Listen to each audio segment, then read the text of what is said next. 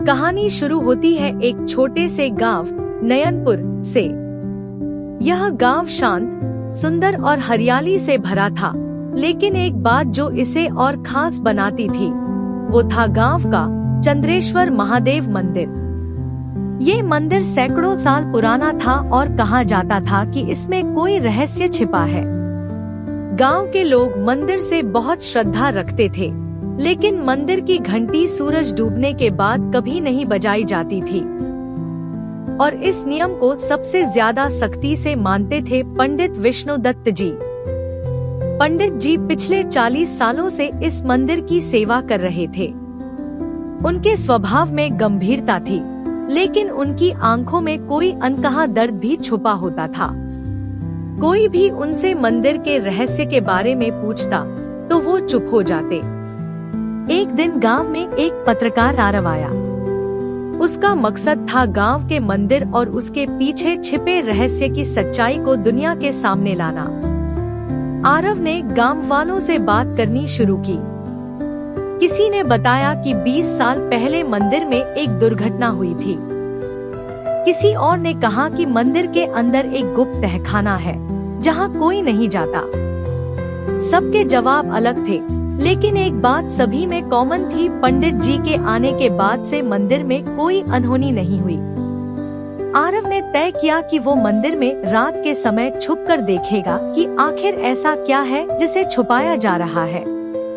एक रात वह मंदिर में छुप गया। आधी रात के समय मंदिर में हलचल हुई।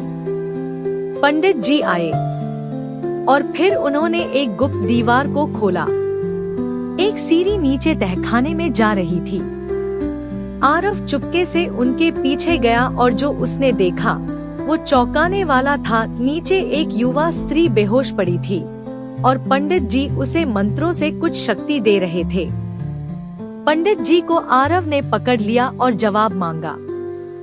पंडित जी ने एक लंबी सांस ली और बताया कि ये स्त्री कोई सामान्य इंसान नहीं, बल्कि एक यक्षिणी है। सालों पहले जब वो युवा थे, उन्होंने इस यक्षिणी को मंदिर के पास घायल पाया था। तब से वो उसकी रक्षा कर रहे थे। यक्षिणी की आत्मा अधूरी थी, किसी शक्तिशाली बल से बंधी हुई थी।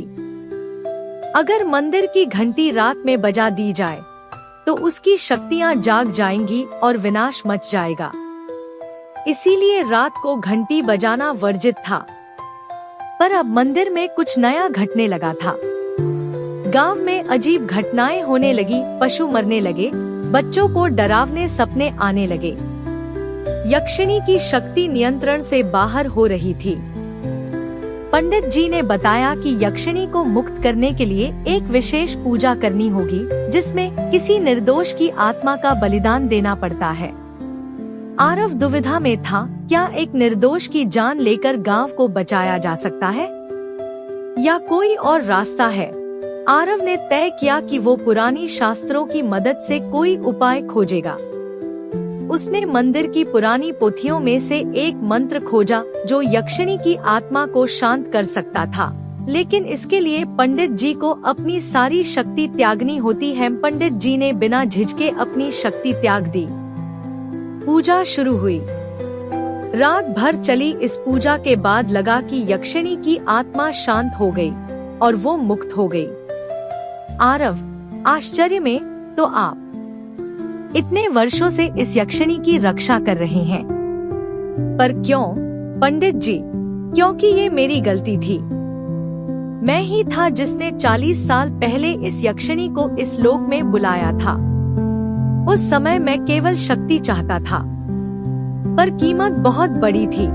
आरव, आपने क्या किया था? पंडित जी, मैंने अपनी पत्नी की बलि दे दी थी इसी यक्षिणी को बुलाने के लिए। तब मुझे लगा मैं बस किसी देवी की शक्ति प्राप्त करूंगा, लेकिन ये यक्षिणी थी अपूर्ण, अधूरी और क्रोधित। तभी से मैंने इसे बंदी बनाकर रखा, इसकी रक्षा की और प्रायश्चित करता रहा।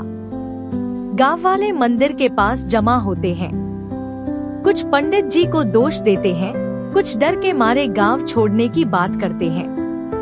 एक बूढ़ा गांव वाला दामोदर काका सामने आता है। दामोदर, पंडित जी को दोष मत दो, इनकी वजह से ही हम 40 साल शांति से रहे, पर अब समय आ गया है कि हम सच को जानें। अचानक मंदिर के अंदर से तेज आवाजें आती हैं। हवा तेज चलने लगती है। आरव और पंडित जी भागकर तहखाने में जाते हैं। यक्षिणी अब आधी जाग चुकी है। उसकी आंखें आग जैसी लाल है। वह पंडित जी की ओर देखकर कहती है, तेरा प्रायश्चित अधूरा है विष्णुदत्त, एक और बलिदान चाहिए, वरना पूरा गांव भस्म हो जाएगा।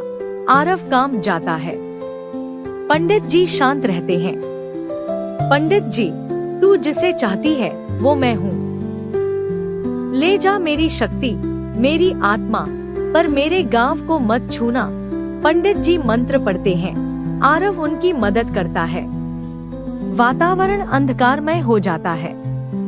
मंदिर की घंटी अपने आप बजती है। पहली बार रात में एक तेज प्रकाश फैलता है। यक्षिणी उठती है और पंडित जी की ओर बढ़ती है। यक्षिणी, अब तू मुक्त है और मैं भी। जैसे ही यक्षिणी पंडित जी की आत्मा को छूती है, वह स्वर्णिम प्रकाश में बदल जाती है और आसमान की ओर उड़ जाती है। पंडित जी वहीं गिर पड़ते हैं, निःशब्द पर शांत। सुबह होती है। मंदिर फिर से सामान्य है। गांव के लोग मंदिर में इकट्ठा होते हैं।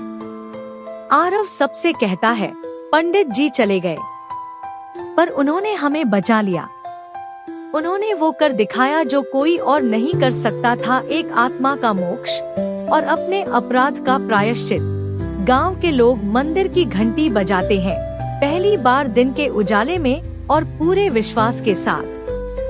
आरव गांव छोड़ने से पहले मंदिर की ओर देखता है। वहां अब पंडित जी की एक छोटी सी मूर्ति रखी जाती है, जिसके नीचे लिखा होता है, जिसने रहस्य को छुपाया नहीं, निभाया वो था सच्चा रक्षक। कुछ कहानियां सच होती हैं, कुछ अधूरी, और कुछ ऐसी होती हैं जो रहस्य बनकर दिलों में बस जाती हैं। ये कहानी थी गांव के मंदिर और पंडित जी के रहस्य की। दोस्तों, कहानी अच्छी लगी तो एक लाइक और शेयर कर दे और ऐसे रहस्यमय वीडियो के लिए मेरे चैनल को सब्सक्राइब कर दे।